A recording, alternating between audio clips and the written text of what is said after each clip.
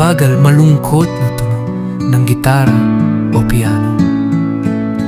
Nasa gitna kami ng alon ng sigawan, hawak ang tungkulin, nagbabantay ng daan.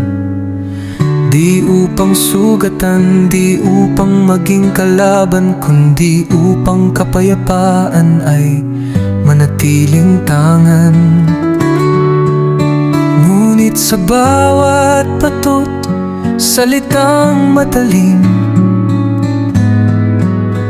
tila kami ang tinuturing ang dapat na patayin.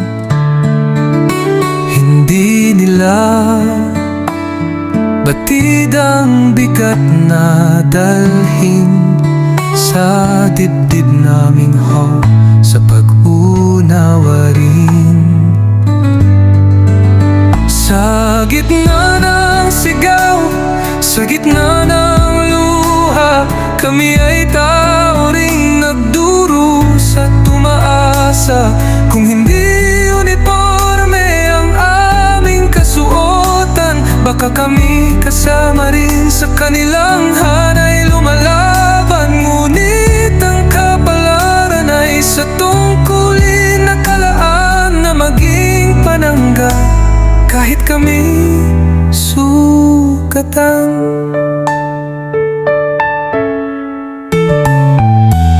Alam naming may galit sa kanilang puso, may matinding hikbi at matinding dusa. Sana'y makita rin ang aming pagkatao, na sa likod ng posas kami may pangamba. Puso't isip ay nagtatanong, bakit ba ganito? Bakit ang paglingkod parang hatol na bigo?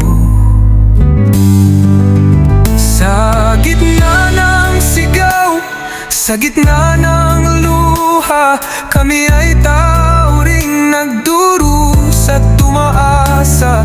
Kung hindi uniforme ang aming kasuotan, baka kami kasama rin sa kanilang hanay lumalaban. Ngunit ang kapalaran ay sa tungkulin na kalaan na maging panangga kahit kami sugatan.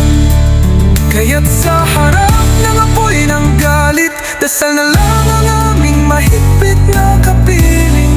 Ang tanging hiling sa bawat sakit at kirot, na sana balang araw sa pagkakagulo't hapis, kapayapaan din ang siyang magwawagi, mananatili.